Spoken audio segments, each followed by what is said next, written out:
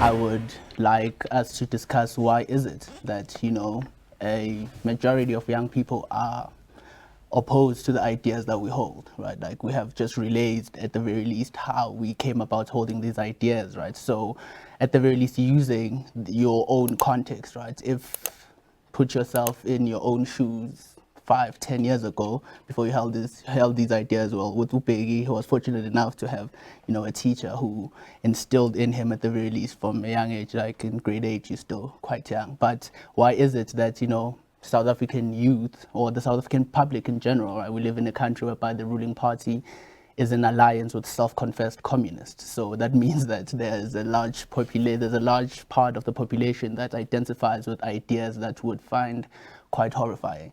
And I would like us to consider why that is, right? From my own, personal perspective, I saw to what drew me to Marxism initially was its identification with the downtrodden, for lack of a better term. Its identification with the disenfranchised, with someone who pretty much does not enjoy a dominant position in society. So the poor, as the politicians would like to say.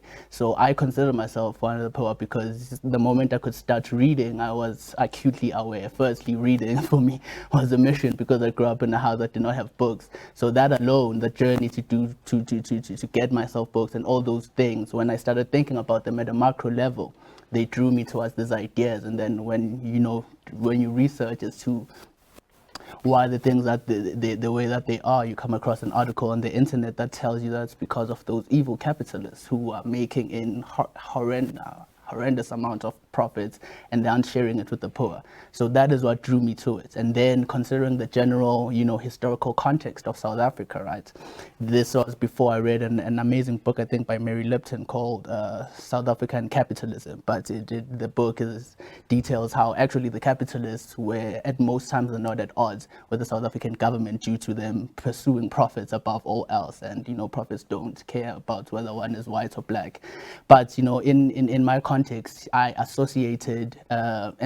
private enterprise, with the oppression that was suffered by people hearing stories that I heard. And since private enterprise at the very least was sanctioned, well, part of it was sanctioned in the country, the companies that still exist to this day, and those companies or the sanctioning thereof was cordoned off away from like a majority of the population. To me, that villainized private enterprise in its entirety, because I was like, yeah, whatever those guys are doing is not much worth it. But when I finally figured out, I was like, yeah, the guys who are Marxists actually want the money that is created by those guys to give it to everyone else. Then it starts clicking to me like, oh, maybe let us eliminate the middleman who gives money to someone else and enable everyone to create their own wealth, because the ability to create wealth is limitless.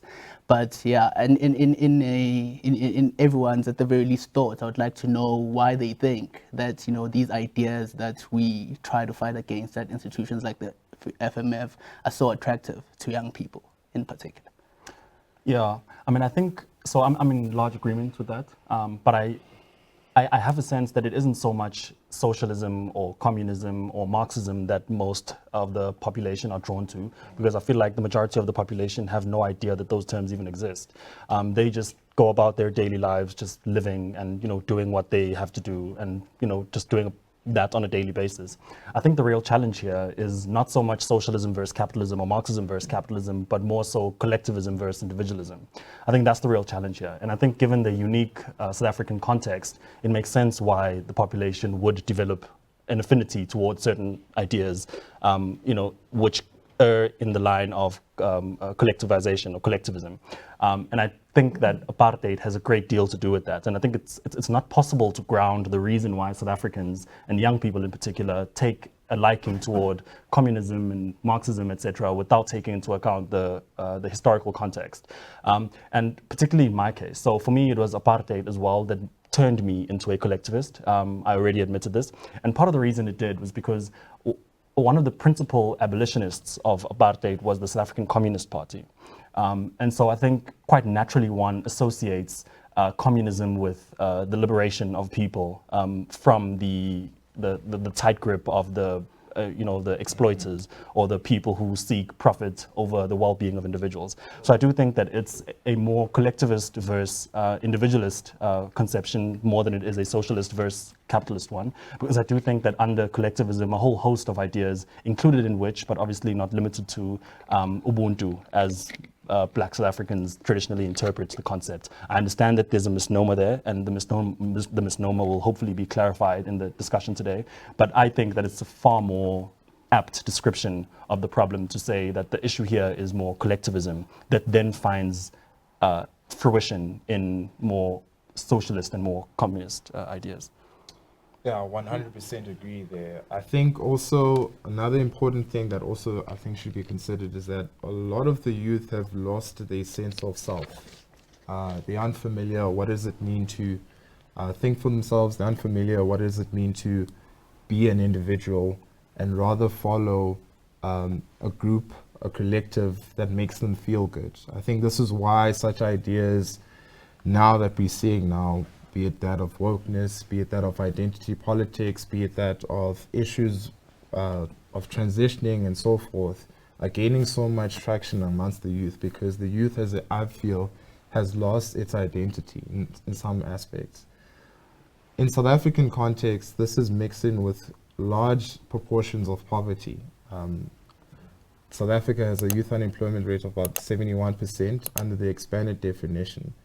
These are individuals that are economically excluded from the country because our policies do not enable opportunities for these individuals.